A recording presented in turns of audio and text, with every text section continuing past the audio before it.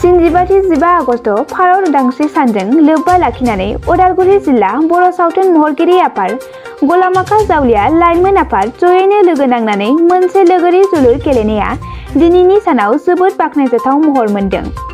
दिनैनि बे हाबाफारियाव आलासि महरै बिटिसिनि एमसिएलए बि सावरायग्रा बिथाङा नुजाथिफैयो।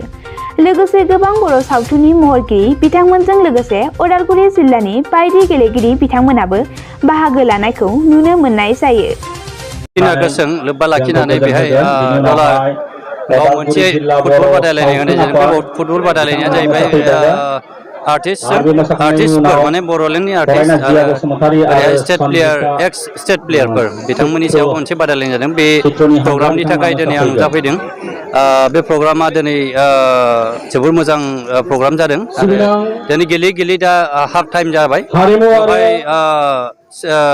आर्टिस्ट एस'सिएशननिफ्राय 2 ओमफ्राय स्टेट प्लेयार एक्स स्टेट प्लेयारनिफ्राय 1 गलावहाय सोनानै दा बर्थमान दङ। एसे चिफ गेस्ट हिसाबै आं गेजेरावनो दङ।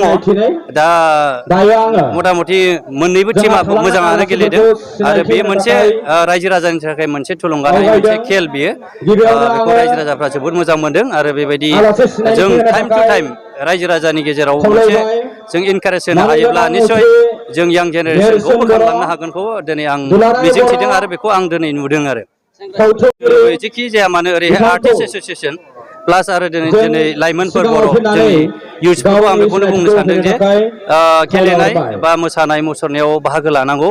मानोना जों दिनै मोनसे जोंनि समाजाव नुदों ड्राग्स एडिक्टेड समस्याखौ जों बारा जाबोनायखौ नुदों। बेखौ जोङो खोमोरनो थाखाय जोंनि खेला गेलेनायखौ बा मोनफा आयदाजों जोङो नांथाबनानै थायोब्ला निसय जों बे जेनोखि समाजाव ड्राग्स बारा जाबोनाय बेखौ जों खोमोरलांनो हागोन आरो जोंनि हारि हिसाबै बा जोंनि ओनसोल हिसाबै गोजौ थाखोआव नेसनेल इन्टारनेसनेल बेफोराव खेला गेलेनायखौ जों नुबोगोन आरो जों आसा खालामनो हायो जोंनि मोनसे माहारिनि जौगानाया आरो जोंखांनाया बेयाव नुजाथिगोन।